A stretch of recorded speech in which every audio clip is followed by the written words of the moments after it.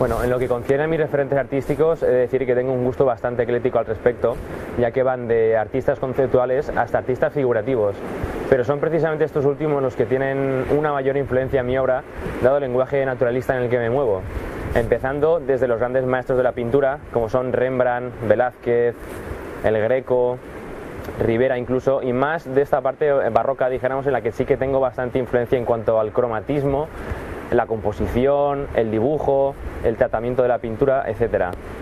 Pero luego también hay una parte bastante importante en los artistas contemporáneos como Antonio López o Francis Bacon, incluso Lucian Freud, a pesar de que tengan un lenguaje distinto entre ellos, ¿no? Pero sí que me fijo mucho en los temas que sí que te van dejando un pozo y sí que te van de alguna forma indirecta, aunque tú no quieras, te influencian. Luego ya tenemos la generación, dijéramos, posterior, como son Nicolas Amori, Alex Kanevsky, Sophie Jodoin, Justin Mortimer, que también creo que es una generación muy interesante y que demuestra que el lenguaje figurativo de la pintura está muy vigente hoy en día.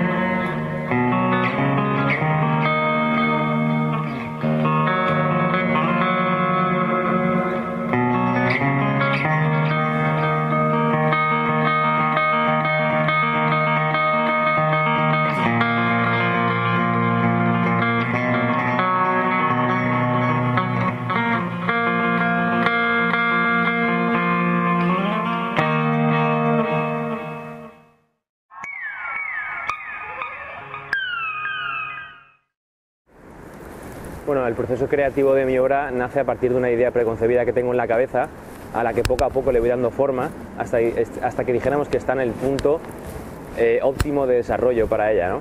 Y una vez está en ese punto, empiezo ya a plasmarla en el soporte físico. Pero para ello tampoco me sirvo de bocetos ni nada de eso. Voy directamente a recurrir al soporte digital, como es el Photoshop, ya que está dentro, me aporta un lenguaje mucho más parecido al que tiene mi obra, que es un lenguaje realista. Con lo cual, cuando yo lo veo y cuando estoy trabajando sobre ello, me da mucha más información y me puedo hacer una idea mejor de cómo va a quedar realmente el trabajo, aunque luego al final no sea exactamente lo que yo quiero hacer. A mí en la fotografía me sirve como soporte únicamente para trabajar. Luego, cuando está en el punto que yo deseo o veo qué cosas no me funcionan en el trabajo, me dejo llevar por el proceso. Modifico cosas, modifico partes de la composición, modifico color, etc. Esta composición, esta fotografía, según la complejidad del trabajo, puede ser más o menos laboriosa. Es decir, en los retratos que tengo o las naturalezas muertas que tengo, es más simple. Únicamente selecciono la fotografía que he trabajado y cambio o hago alguna modificación al respecto de color, de iluminación, de contraste, etc. Pero más allá de eso no hago nada. Simplemente, por ejemplo, en los paisajes sí que ha habido un mayor tratamiento digital a posteriori, puesto que para ello se cogieron las fotografías que hice de los paisajes, se hizo una selección y en base a eso se empezaron a montar de modo que quedara una obra terminada. O sea, cuando yo tenía la composición hecha y me convencía, fue cuando empecé a trabajar sobre ello. Y es así que dijéramos que estaba un poco más amarrado el trabajo final, porque al ser más complejo necesitaba cerciorarme a la hora de hacer el trabajo definitivo. En cambio, luego los retratos en papel, hay dos partes de retratos en papel y retratos pictóricos. Los retratos pictóricos, básicamente, como antes comentaba, son simplemente están basados en la imagen primigenia, que es la imagen que yo utilizo de soporte. Son trabajos que están preparados sobre lino, una imprimación de media creta sobre tabla, el lino preparado, una imprimación neutra, gris, sobre la que yo voy realizando un encaje primerizo, y una vez está hecho voy realizando las manchas sucesivas de pintura. Poco a poco voy definiendo la forma y a la vez empastando sobre, en primer lugar, una grisalla base, que es sobre la piel, sobre la cual voy aplicando luego unas veladuras que me van dando una coloración de la piel, pero exclusivamente la grisalla en la parte de la piel.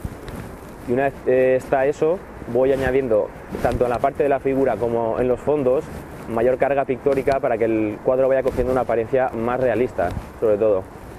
Eso se da en la parte de los retratos y en la parte de naturalezas muertas, porque tiene un tratamiento más bien clasicista, academicista en ambos dos. Hay algunos trabajos de naturaleza muerta que son, dijéramos, técnicas mixtas que mezclan la parte más clásica pictórica, esa técnica húmeda, con técnica seca. Luego está la parte de los dibujos, los retratos, que es exclusivamente técnica seca, que se trata de dibujos al papel encolados sobre una tabla, sobre los que previamente el papel ha sido encolado en una tabla y preparado texturalmente. Doy una base de collage con diferentes tipos de papel y a lo mejor lijando algunas partes. Algunas partes están texturadas y otras no. Entonces, una vez está preparada esa base, ya se empieza a dar la grisalla con carbón, en este caso, sobre la base.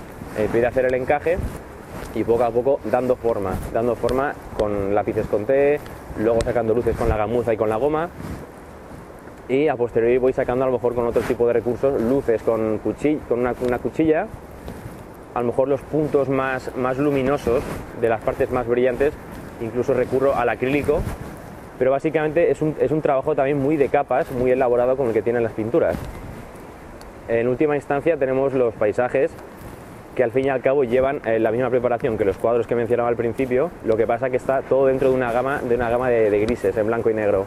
Todo lo que son el paisaje urbano se ha trabajado en blanco y negro, a base de capas sucesivas igualmente, o en empastes progresivos y con veladuras en tonos más acordes con la composición de blanco y negro, con algún matiz de color pero muy sutil, y luego se han ido añadiendo las franjas de color que fueron ideadas a posteriori para darle un poquito de unidad al conjunto y darle una mayor viveza, porque se quedaba un poquito monócromo.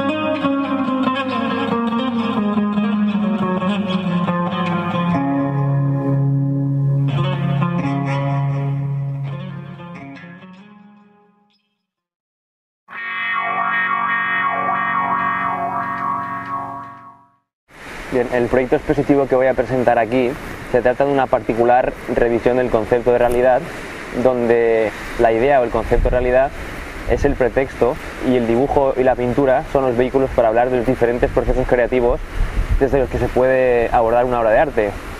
Cada una de estas diferentes formas de proceso creativo está representado por cada uno de los diferentes y grandes a la vez géneros pictóricos que se han desarrollado en la historia del arte, que son el retrato, el paisaje, urbano en este caso, y la naturaleza muerta.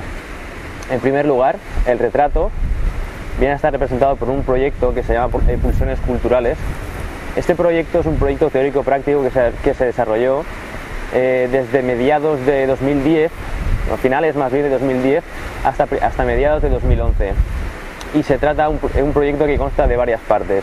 En primer lugar, se realizaron una serie de encuestas para recopilar los distintos pintores favoritos de la población.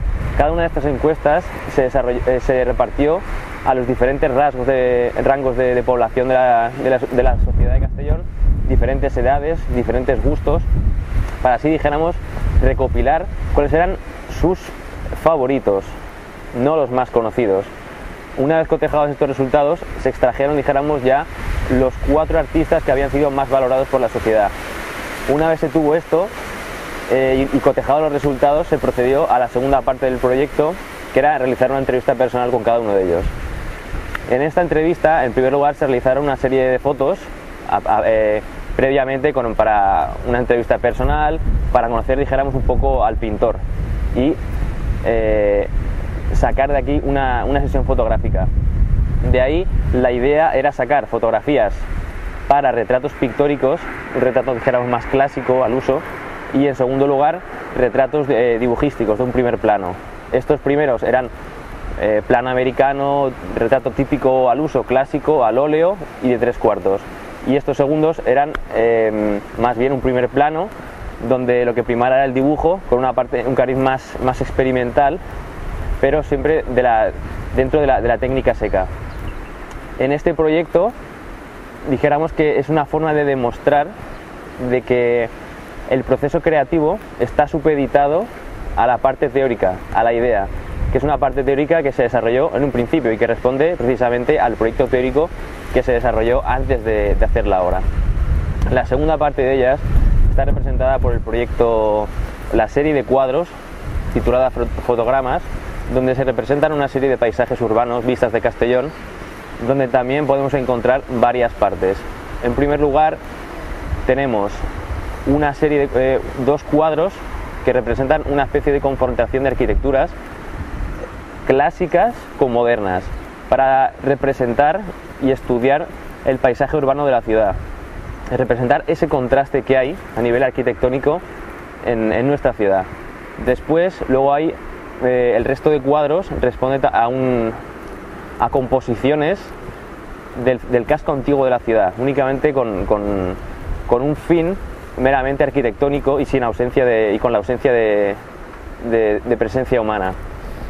Estos cuadros responden al título de Fotogramas por el hecho de hacer un guiño al cine, con lo cual tienen ese formato alargado que tienen, esa estética en blanco y negro, en gama de grises, y a los que, después de todo, para darle una mayor unidad, puesto que son composiciones que están un poco fragmentadas, a pesar de hacer el tránsito ese que se quiere hacer, que viene un poco a emular el tránsito del fotograma en el cine, se ha realizado una posterior inclusión de unas bandas de color para darle mayor viveza y, como decía, una mayor unidad al cuadro, para que no se quede fragmentado.